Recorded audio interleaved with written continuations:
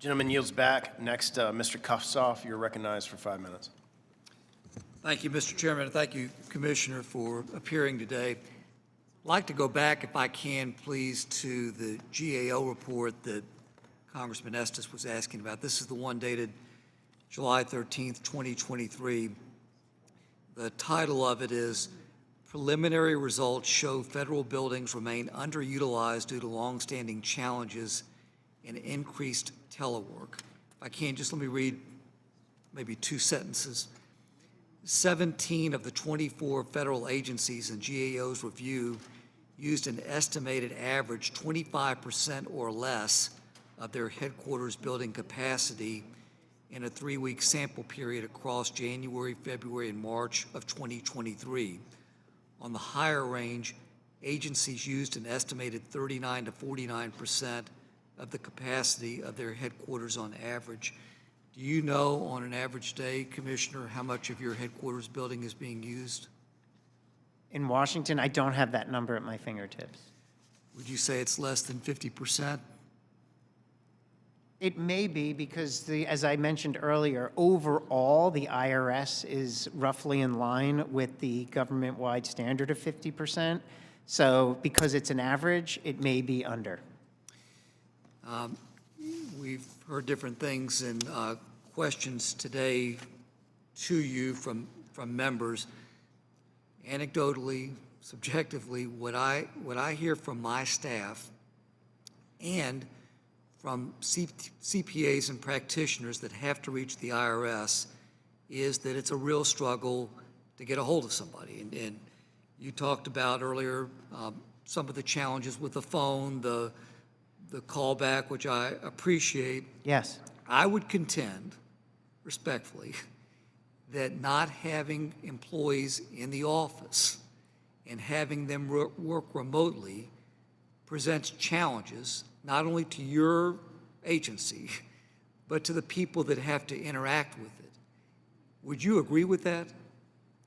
I would agree that it depends on what the function is. There are moments, for example, when whether it's a weather event, streets are shut down, we don't want to lose productivity. So we set people up to be able to work remotely where they can. I would also... I get if there's a weather situation, but if we're talking about a day where the weather is fine, wouldn't it make more sense from a productivity standpoint to have employees physically present at the IRS than working remotely? In some cases, yes. In other cases, it's less relevant. I can give you examples of where it's highly relevant. Yep. For example, in our taxpayer assistance centers, those are our walk-in centers, and those are fully staffed 5 days a week. Everyone's there at all times. Also, if you visited, and you're all invited to come to one of our campus locations, and you'll see those campuses teaming with employees that are opening envelopes and doing other things to manage the tax system. And those individuals have to be on site, and they are on site. Well, for me, what I look at is... You've had a number of questions here about security. We're all concerned about it. I know you're concerned about it, whether it's Mr.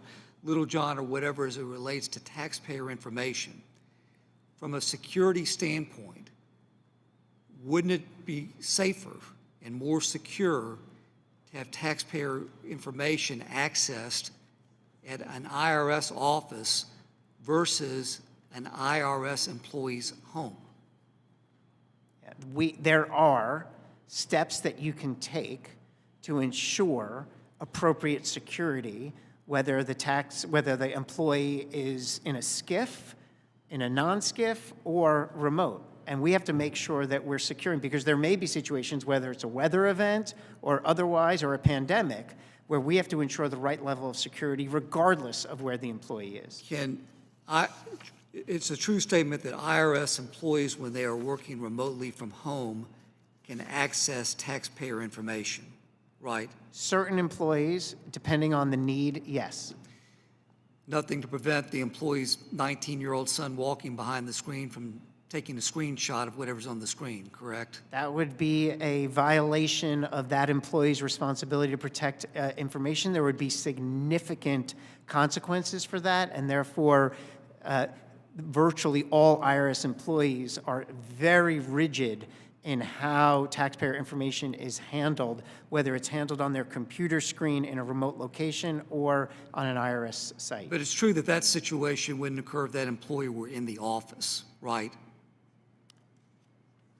That, I don't want to engage in hypotheticals, but that Well, one, yeah, that doesn't make sense. That employee's Yeah. 19-year-old son would not be Correct. physically, But right? there could be a visitor in the building, and that's why it's so important that whether you're on site or you're at home, that you are extraordinarily careful about who has visibility to information that you're the only person who should have I visibility. can cite other examples, just like I did about the 19-year-old son in the home. There's no doubt, though, that situation wouldn't occur if that employee were in the office, in the IRS office, correct?